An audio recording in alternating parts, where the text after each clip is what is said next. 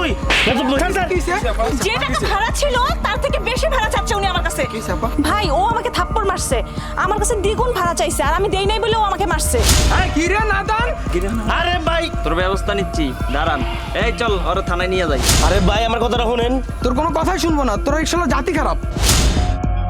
আপনারা রিস্কলকে মানুষ মনে করেন না। এই বেটা, তুই কিসের মানুষ মনে করবো? তুই তো মেয়ে মানুষকে হাত তুলেছিস। আরে এই মহিলা তো আমার আগে চোর মারছে, এটা বিচার করবেন না? আরে ভাই কত মনির শিলায় মায়ের পিছে পরে ধ্বংস হয়ে গেছে, আর আমরা তো পাবলিক। শুনবেন কি হয়েছে? শুনতে চাইছিস তো? কি হয়েছে? বলেন। আরে এটা কি দিলেন?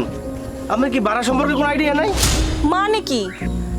খালি যাইতে লাগে 25 টাকা, রাইতে 25 টাকা, যাতায়াত মিলে 50 টাকা। টাকা কি গাছে ধরে? আপা রিক্সা চালাইতে জীবনটা ভারী হয়ে যায়, এই মাথার গাম পায়ে পড়ে। আমার কাছে 1 টাকাও বেশি চাই নাই। বেশি চাও নাই মানে? হ্যাঁ, 20 টাকার ভাড়া 50 টাকা চাইতেছো, তুমি বেশি চাও নাই? আপা আমার কথা বিশ্বাস না হইলে আপনি আশেপাশে রিক্সাওয়ালা আছে, হ্যাঁ জিগান, ভাড়া 50 টাকাই, আপ ডাউনে 50 টাকা। এই ছোট লোক, এই হ্যাঁ সবাইকে জিজ্ঞেস করবো মানে? আমরা কি রাস্তায় চলাচল করি না? আমরা জানি না ভাড়া কত?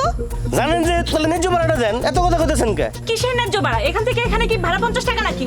তুই যখন জানেন তাহলে নাকি রিক্সা চালায় দেন। ছোট লোকের বাচ্চা। ছোট লোক আমি না তুই, এত মহিলা।